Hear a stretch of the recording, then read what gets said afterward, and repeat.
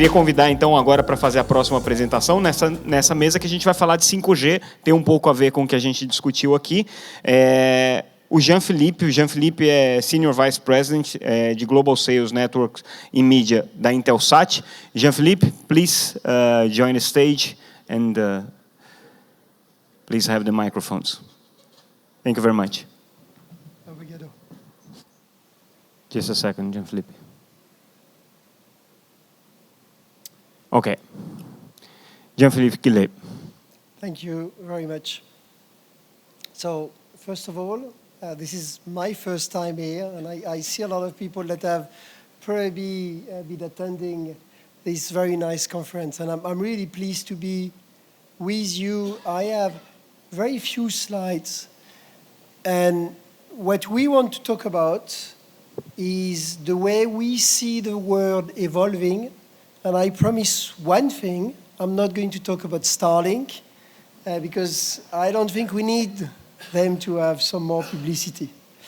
So how do we see the world, and why do we see the world in a very different way? How do we see the world evolving? And when we embarked into that journey, the first thing we did is look at what are the key trends into the market. And I think we really need to go back to the trends. Where are we going to play a role, and why are we relevant for our customers?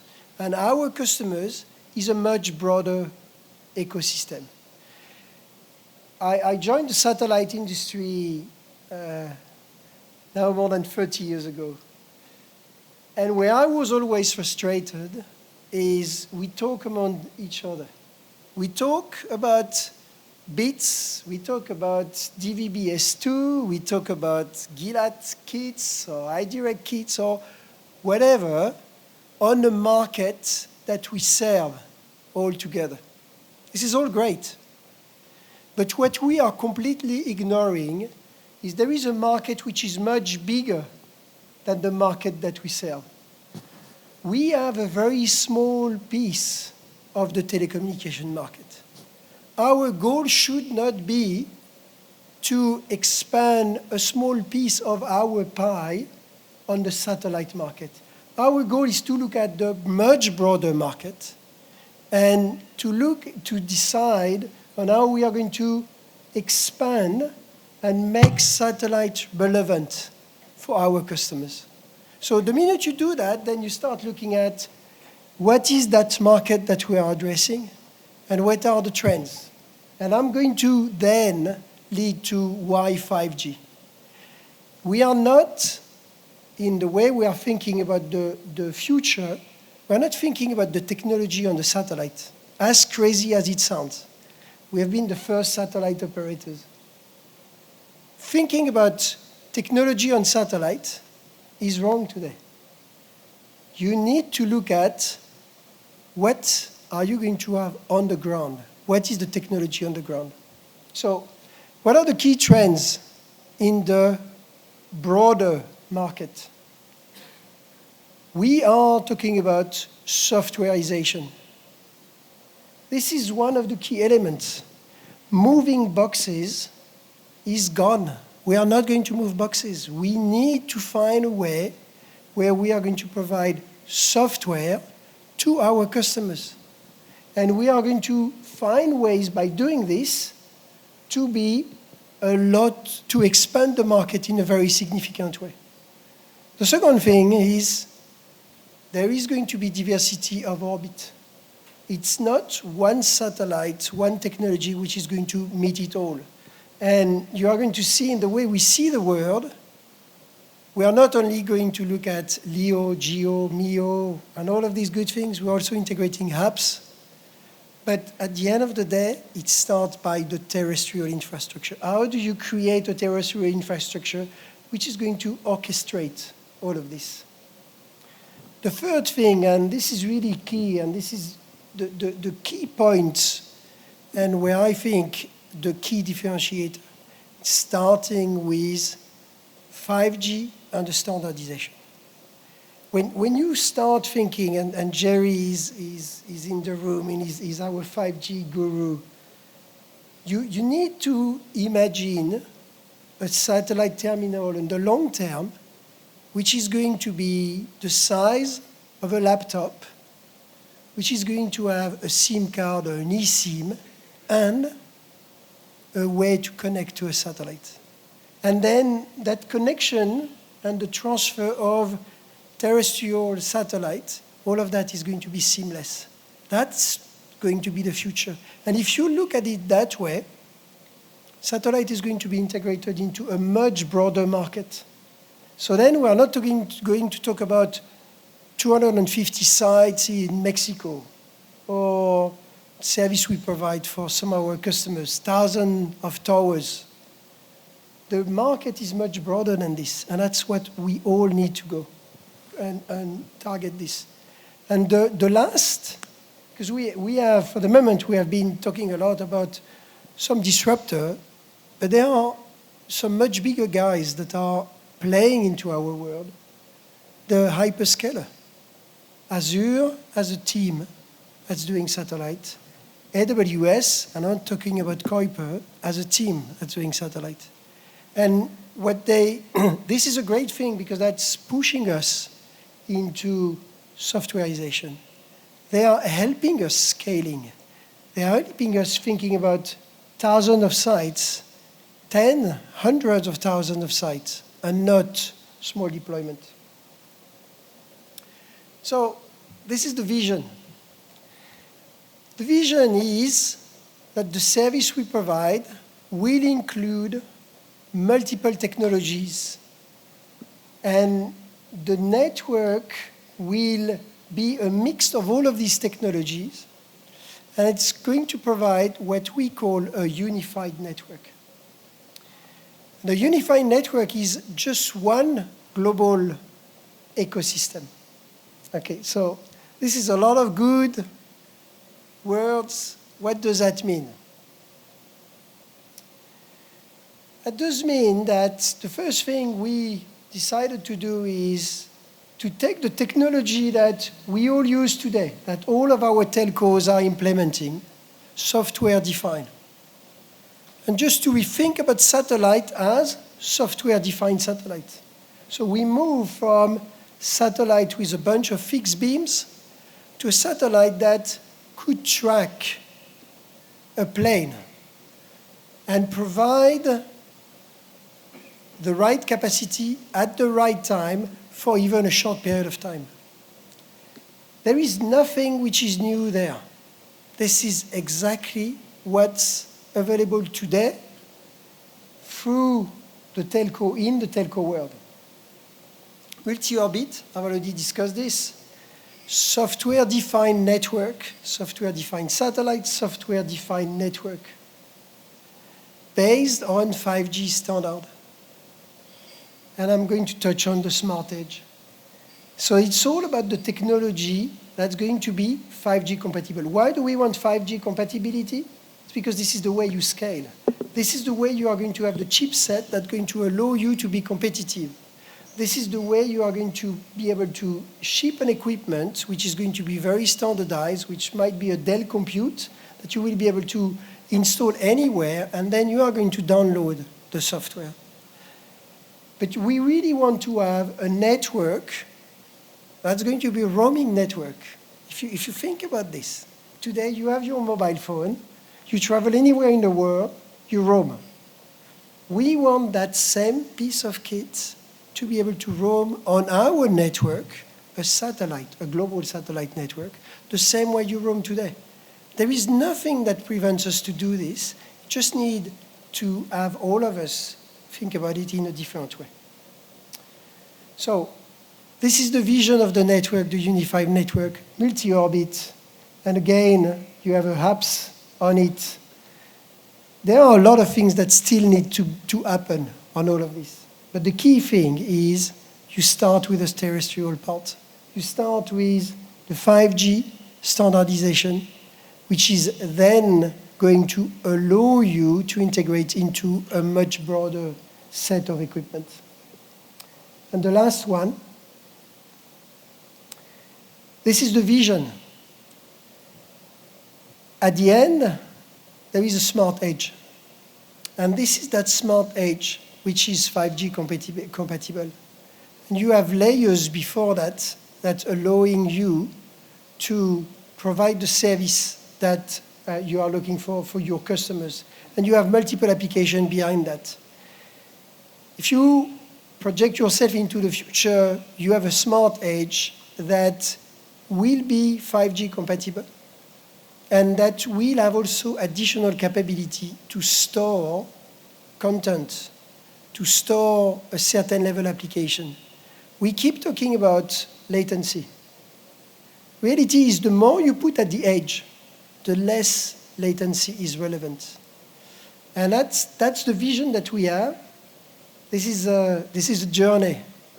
And we really believe that this is the journey that's going to expand and give us access to a much broader market. Thank you. Thank you, Jean-Philippe. You can. I think that it's better if you will wait at the audience, just for the sake of the presentation. Then I will ask you to come back here. Ok? So, então, nosso próximo palestrante agora, para a gente seguir aqui na nossa rodada, eu gostaria de convidar o Roger, né, na verdade, cada hora muda de língua aqui, eu estou mudando o acento. O Roger Salabé, que é consultor de serviços de telecomunicações da Claro. Obrigado, Roger, pela presença. Muito obrigado.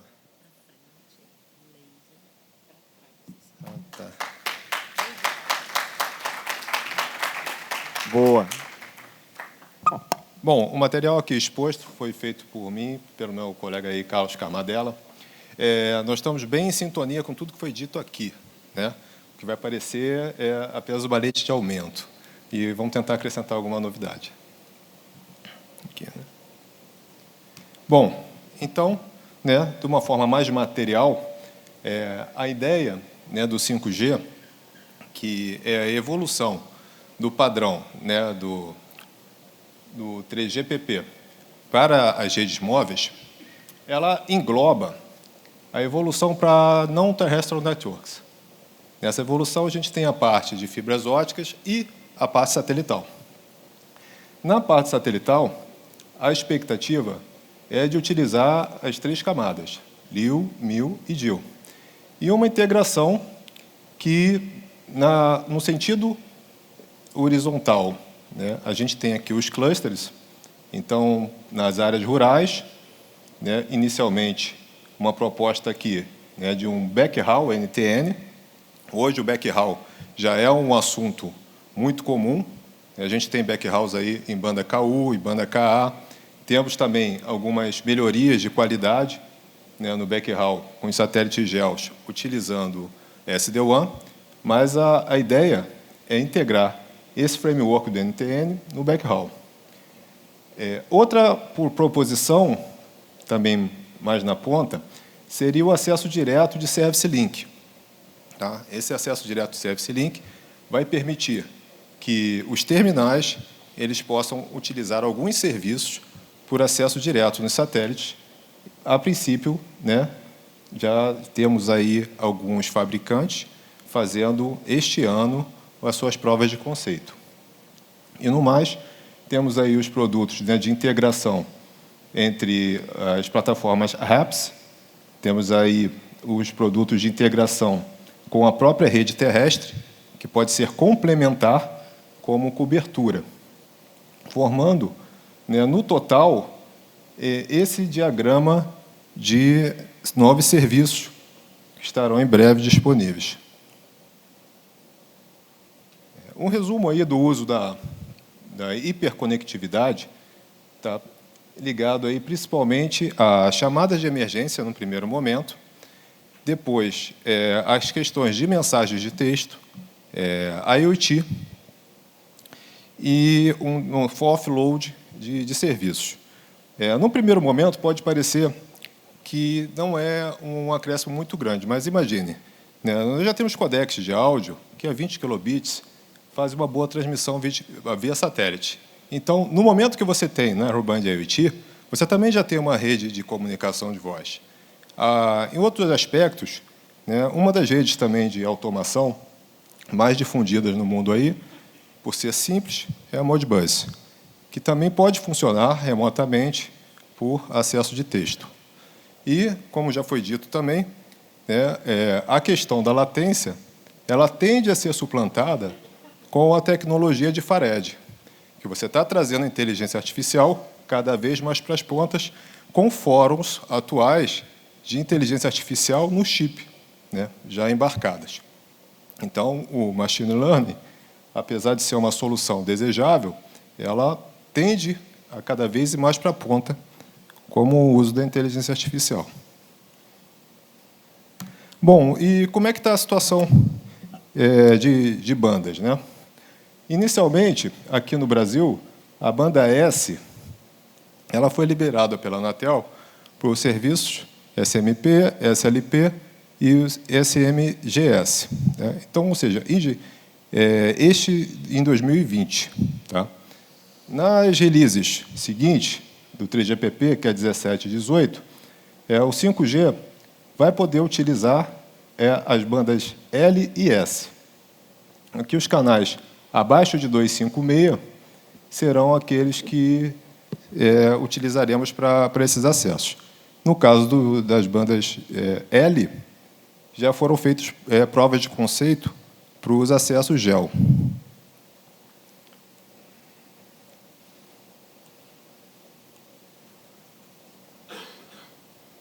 Bom, então, assim, dois modelos principais que a gente identifica que serão utilizados serão o transparente payload, que, a princípio, vai ser utilizado com os satélites de baixa órbita, em que simplesmente é feito uma conexão transparente do link de serviço, em banda SOL, tá, para uma estrutura de GNodeB.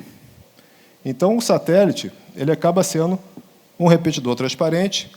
A parte de eficiência ela é perdida, porque ainda se mantém a modulação nativa terrestre, mas toda a outra parte do 3GPP ela já tem uma implementação virtualizada. Então, essa infraestrutura ela permite tanto a utilização de redes privativas quanto de redes não privativas, públicas. E o release que suporta é o 17. Atualmente, a maior parte das operadoras aqui no Brasil elas ainda estão operando, né, as suas redes 5G no release 16.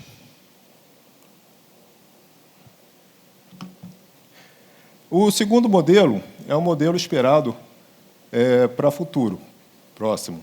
É o Regenerative Payload. Aqui, realmente, a estrutura, né, da cobertura satélite ela é levada em conta. Então, temos aí a figura do Intersatellite Link, aumentando a robustez, aumentando a disponibilidade, e uma estrutura própria de modulação, né, como forma de backhaul, em termos de DVB-S2 ou DVB-S2X. Com uma expectativa de que, com os satélites agora suportando uma infraestrutura definida por software, seja na sua parte de rádio, seja na sua parte de processamento, essas funções de NodeB, ou seja, de estação terrestre, elas estejam hospedadas nos próprios satélites de nova geração.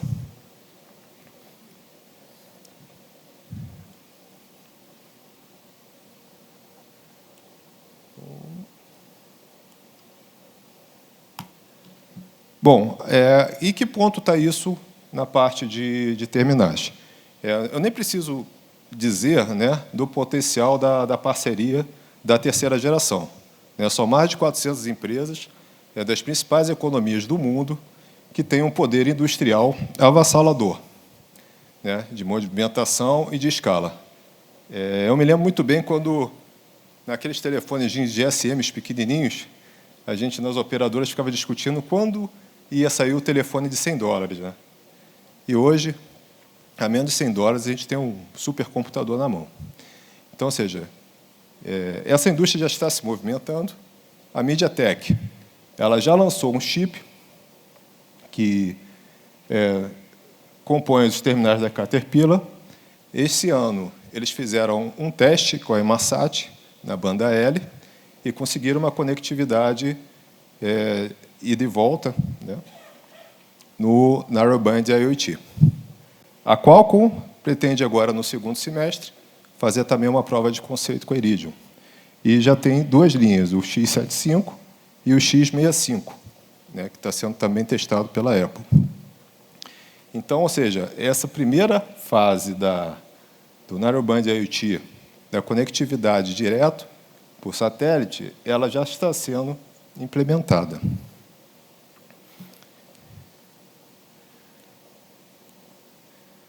Bom, pessoal, muito obrigado aí pela atenção. Qualquer dúvidas? Vamos ver.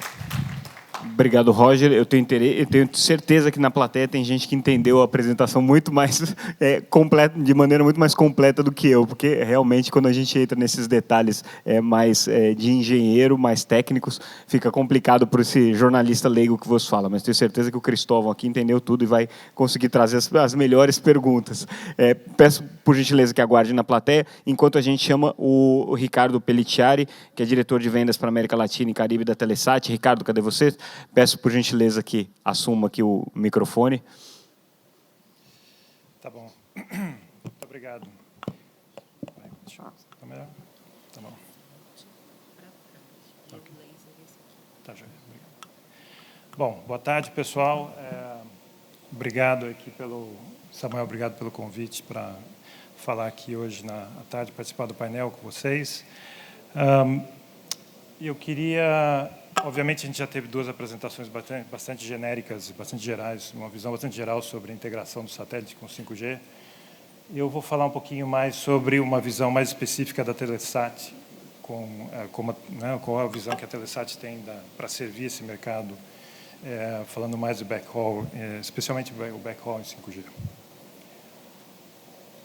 Ficou, acho que, muito claro durante a apresentação aqui, das várias apresentações dos painéis que a gente viu, que o satélite já cumpriu e continua cumprindo um papel super importante, fundamental na expansão da rede celular, e não só da rede celular, da comunicação corporativa e comunicação de banda larga em vários países, especialmente nos países emergentes, como o Brasil, né? O desafio que a gente já começou a ver, a indústria como um todo começou a ver já a partir do 3G, é que é justamente a evolução da demanda dos usuários das redes celulares.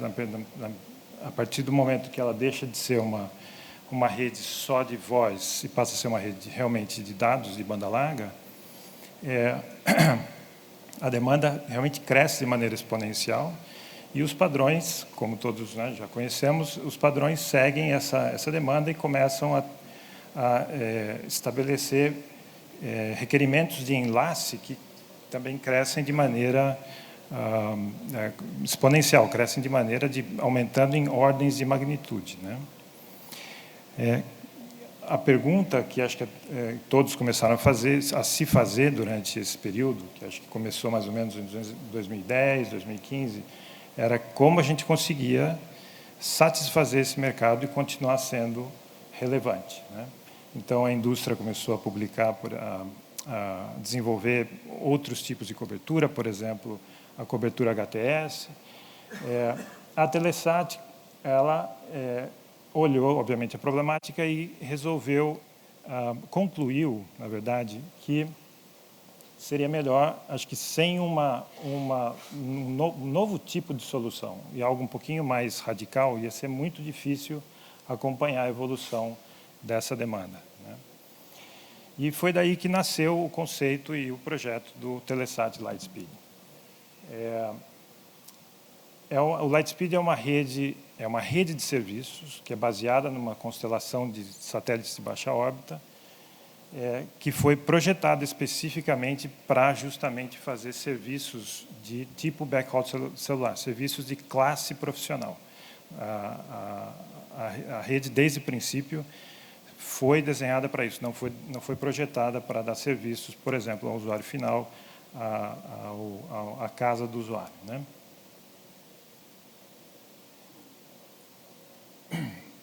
quais são a pergunta que eu acho que as pessoas se fazem, então, qual foi o que levou a essa conclusão em termos de escolha da arquitetura, né?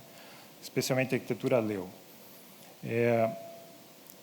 Existem, obviamente, vários tipos de soluções, cada empresa está, de uma certa maneira, buscando criar suas soluções para o serviço. Eu acho que a Telesat, no ponto que ela estava, naquele ponto de ciclo de investimento de capital e olhando realmente as soluções possíveis, ela escolheu que o Leo seria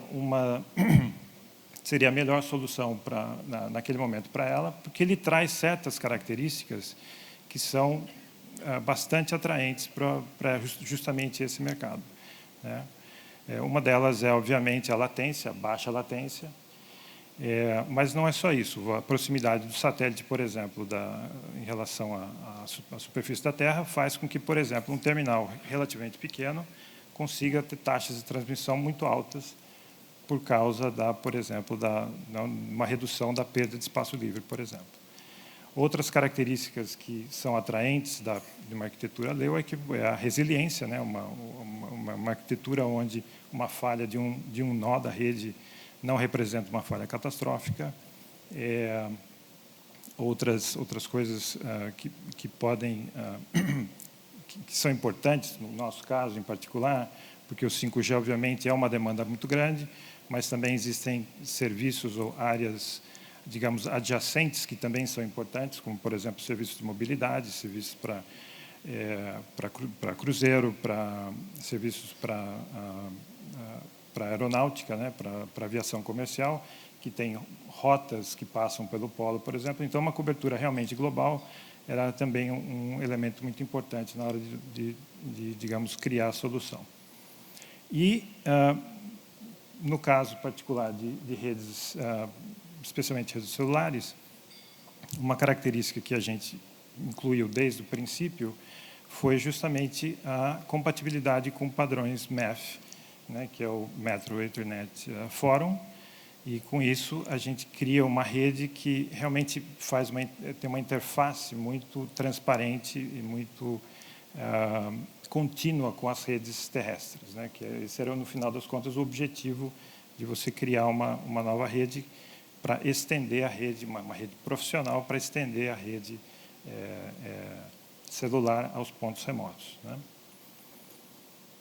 E com isso a gente, basicamente, uma maneira de ver a rede do Telesat Lightspeed é que isso cria, né, com isso a gente cria uma extensão dessa rede, uma rede metropolitana de fibra, ou seja, uma rede de fibra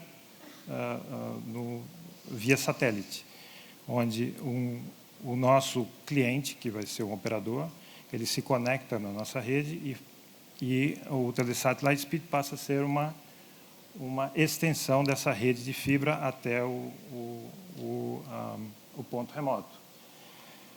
E com isso você consegue não só conectar, mas conectar garantindo qualidade de serviço e SLAs, coisas que hoje em dia estão um pouquinho, talvez, esquecidas, né? Como a gente está escutando, as empresas estão fazendo testes, olhando se o serviço funciona.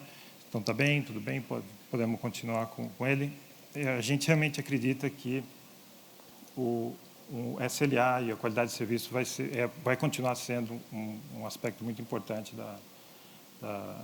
dos requerimentos das redes celulares. Mas é isso que eu tinha para hoje, para agora, para a introdução, e daí a gente continua conversando no painel. Obrigado, Ricardo. Agora sim, pediria, Jean-Philippe, please come back to the stage. Ricardo fica aqui conosco e o Roger também pode voltar para cá. Vamos desde já abrir as perguntas para a plateia.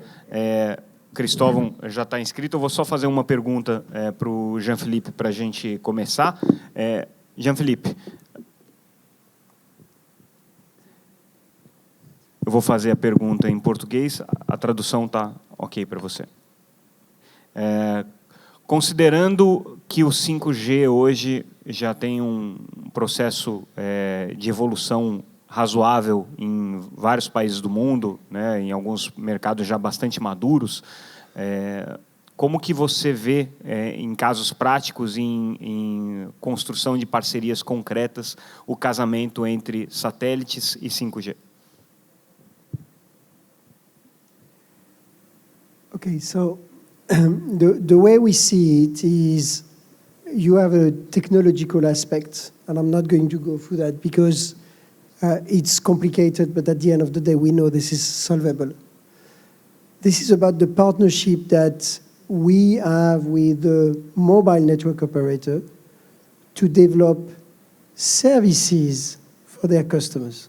Okay, so if you think about something that we recently demoed, where we have a SAT-MEC 5G demo.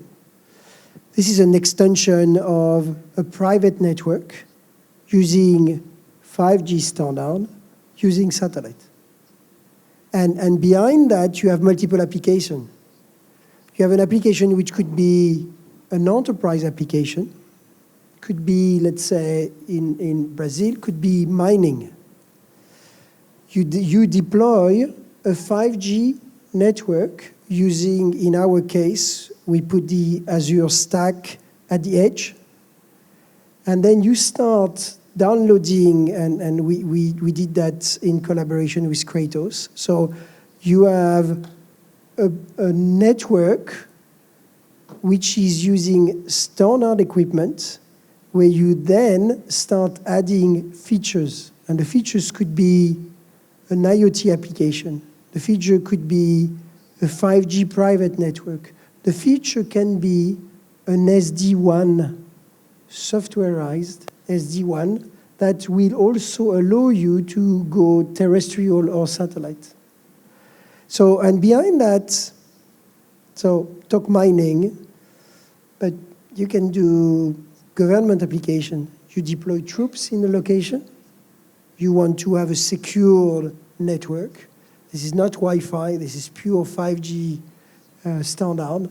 So there are, I think what you can do is kind of extraordinary. But this is in theory and in terms of potential use of the technology. But in terms of practical cases, how do you see this development, considering that 5G is already implemented in a number of countries and there is a considerable number of users? So the way we see it is 5G is already deployed, but there are many areas where 5G is not deployed. That's the first thing. So if you think about deployment of network, you could use satellite as a way to deploy the network further. If you think about enterprise 5G, because, I mean, we all talk about 5G from a mobile phone standpoint. The real value of 5G is what is the application, what are the applications that you could put on 5G, and how you can deploy some services that are not just for the consumer, but for the business. So that's really, I mean, at the end of the day, we want to be a pipe using a technology that allows 5G networks to be extended. Ou seja, principalmente no mercado de redes corporativas, onde esses potenciais podem se desenvolver ainda mais. Amanhã a gente vai ter um painel que vai falar de redes corporativas, tá? Que é um mercado importante, que a gente chama de redes privativas, né? Aqui no Brasil, redes privadas, mas em essência são redes corporativas fechadas, em que você tem o uso da tecnologia de 5G. Cristóvão, pode fazer a pergunta agora. Obrigado, Samuel. É para o Roger. Roger, dos três palestrantes aqui, você é o único que, ao mesmo tempo, tem um cliente interno, que é claro, onde você pode fazer vários exercícios, várias simulações, e, ao mesmo tempo, também é operador de satélite, operador de serviço. A minha pergunta é a seguinte: dos exemplos que você apresentou aqui, né, quais daqueles exemplos já estão no radar da Claro, no radar da Embratel, e se serão implementados, e assim mais ou menos num horizonte, que horizonte, se for possível. Obrigado. Obrigado. Bom, a gente vai seguir a mesma sequência de avaliação tecnológica que temos feito, né? Então, ou seja, o primeiro exemplo que a gente viu aqui de mercado foi a MediaTek, que fez o seu teste de NR-IoB, né, com satélite geoestacionário. Então, a tendência nossa é, em futuro próximo, provavelmente nos próximos anos, até o final do ano, início do próximo ano, já avaliar essa viabilidade. Tá? Porque para a gente vê como muito interessante, né, um terminal de 5G que permita ao usuário acessar serviços de emergência, serviços de texto, serviços de baixa latência de comunicação em qualquer lugar do território nacional.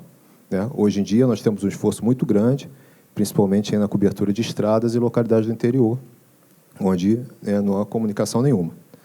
Então, isso já seria o primeiro diferencial. E, na sequência, provavelmente através de parcerias, a gente vai implementar a segunda demonstração, que seria através de rede. Mas isso vai necessitar, primeiro, uma definição do 3GPP. Então, isso vai sair no release 17. Tá? A partir dali, isso, a gente vai consolidar as novas avaliações. Tá? Então, ou seja, do ano próximo, já devemos estar implementando uma prova de conceito nesse sentido. Incluindo 5G Node B embarcado? Não, por enquanto não. Tá? A gente precisa primeiro ter uma parceria em que haja um satélite com capacidade de suportar essa funcionalidade. Por enquanto, ainda não temos em vista nenhuma parceria desse sentido. Ok. Bom, Giovanni, da Brasilsat, eu queria fazer uma pergunta para o Ricardo Pelliciari. Sim. Esta constelação de baixa órbita da Telesat, ela vai ter o Intersatellite Link? Ela vai usar o Intersatellite Link, assim como tem a Iridium? Sim.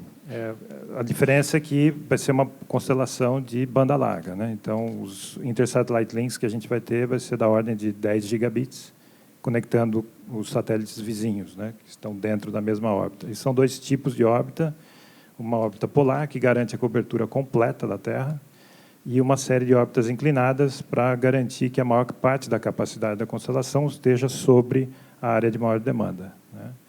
Então, em cada uma dessas órbitas, os satélites vizinhos vão se falar, e a ideia justamente é criar uma rede, que a gente está falando de 5G aqui, mas, na verdade, a demanda de banda larga, existem várias áreas que são, digamos, adjacentes, né, de comunicação, por exemplo, de aviação comercial.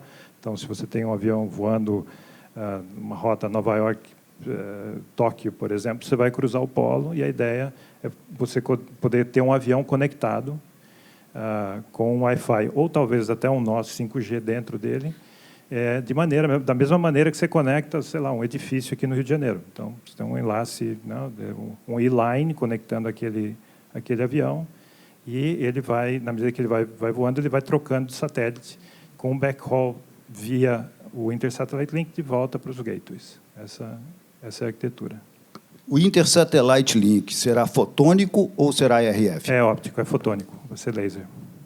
E os enlaces para os terminais vão ser RF, banda KA, né? Não tem, e esses satélites não têm chance de já terem os Node Bs embarcados para já fazer comunicação direta via satélite em 5G? A gente, para o que é Direct to Device, essa é uma área que a gente enxerga, a gente não tem uma opinião realmente formada.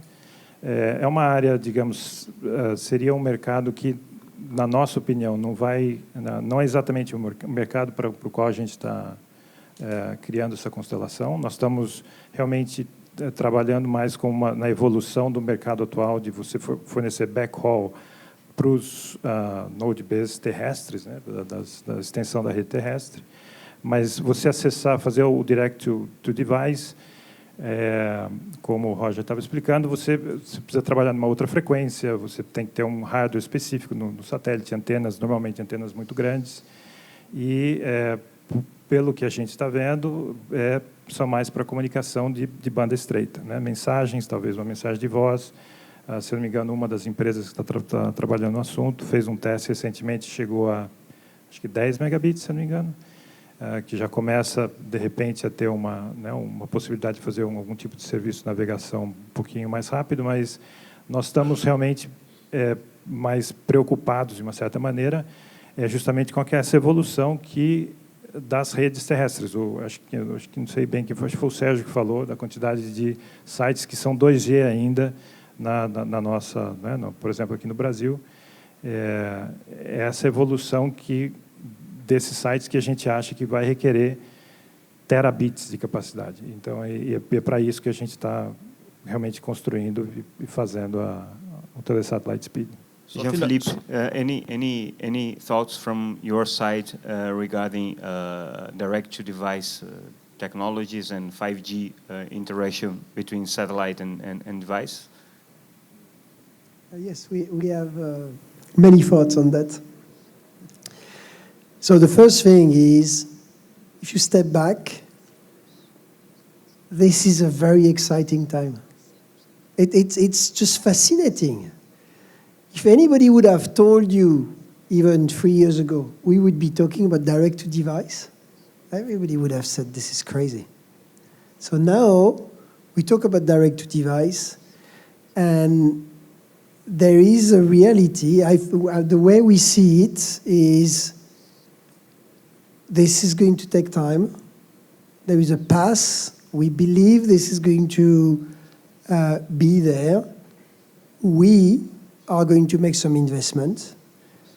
And our CEO, during the most recent conference in Paris,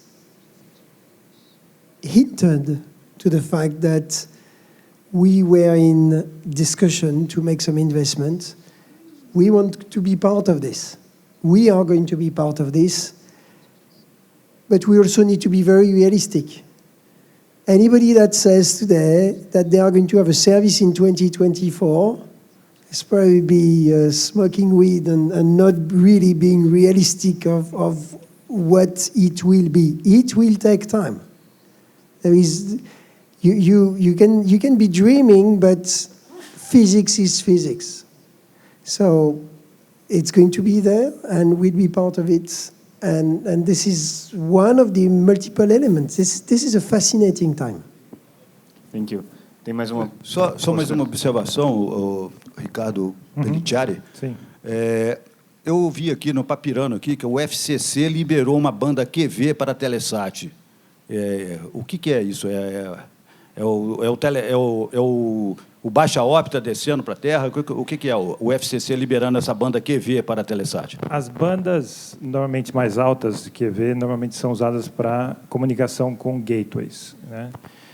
Eu não sei exatamente especificamente para que vai ser usada, se é que vai ser usado, tem um uso específico agora a curto prazo, mas como indústria, o Telesat, inclusive, está todo mundo olhando como você multiplica essa capacidade, né? Então, a solução LEO, obviamente, é a nossa opção.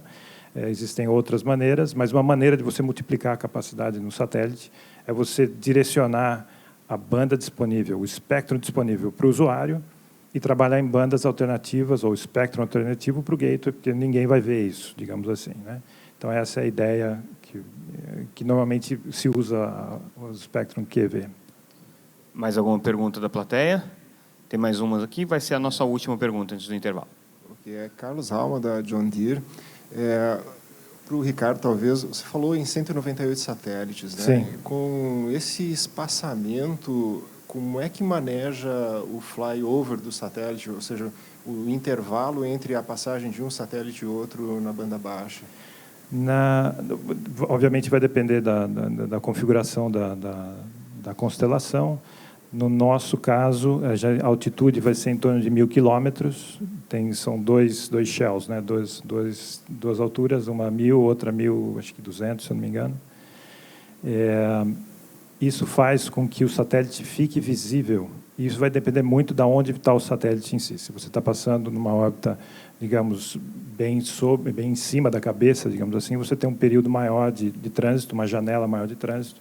Se você está com um satélite um pouco mais perto do horizonte, é um pouco menor, mas ela varia em torno de 7 a 11, 12 minutos. E daí a ideia é justamente, essa é o, digamos, é o outro lado do projeto, né? A gente está fazendo a constelação, mas também está trabalhando para desenvolver os terminais que mantêm essa conexão constante com o satélite, né? Acho que alguém mencionou hoje de manhã, achei interessante, porque é o make before break, ou seja, as antenas, o terminal vai ter que, antes de cortar a comunicação de um satélite que está, digamos, saindo de visibilidade, você primeiro estabelece a comunicação com o outro e daí corta, né? Mas o plano de vocês é ter conexão constante na baixa órbita com essa densidade de satélites. Exatamente. A densidade, se você pensar um pouco, nem é tão grande. Isso é também outra característica. A gente está otimizando o investimento para, obviamente, tentar chegar, né, oferecer um serviço realmente de custo cada vez mais baixo. Você consegue isso com escala de megabit e otimizando o seu investimento. Então, a gente está fazendo isso, colocando em torno de 7 a 10 terabits de capacidade, usando, né, nós estamos falando de 198 satélites. Isso é escalável, a gente pode lançar mais. Mas a ideia, se você comparar, por exemplo, com outras constelações, que podem ter milhares, o espaçamento vai ser bem menor, né? Então, acho que a gente está num ponto de equilíbrio bom. Você evitar gerar muito lixo espacial, os satélites são um pouquinho maiores, realmente a ideia é criar um ponto ótimo ali, né? Para a aplicação que a gente quer dar, né?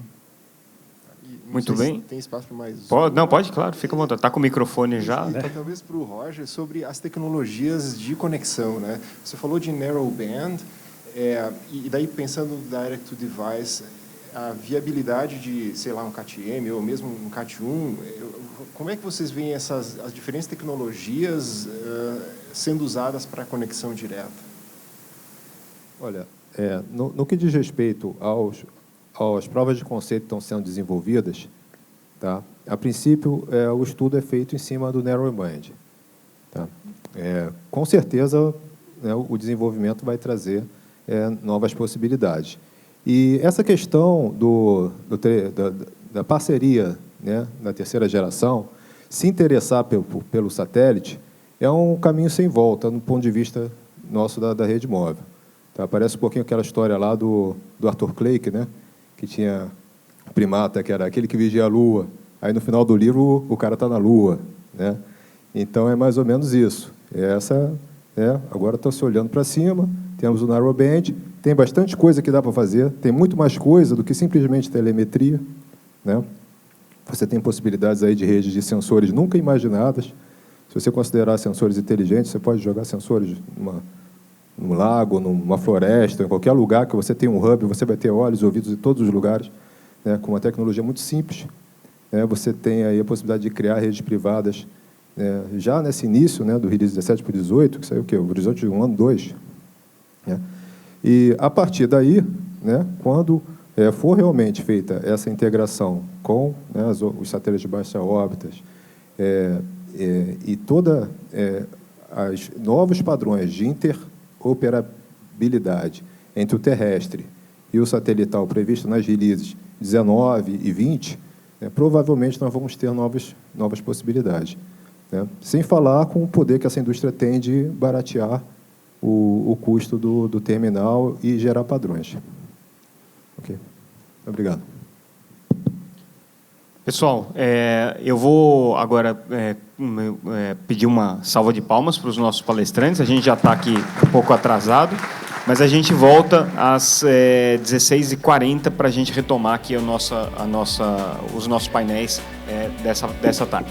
Muito obrigado, pessoal.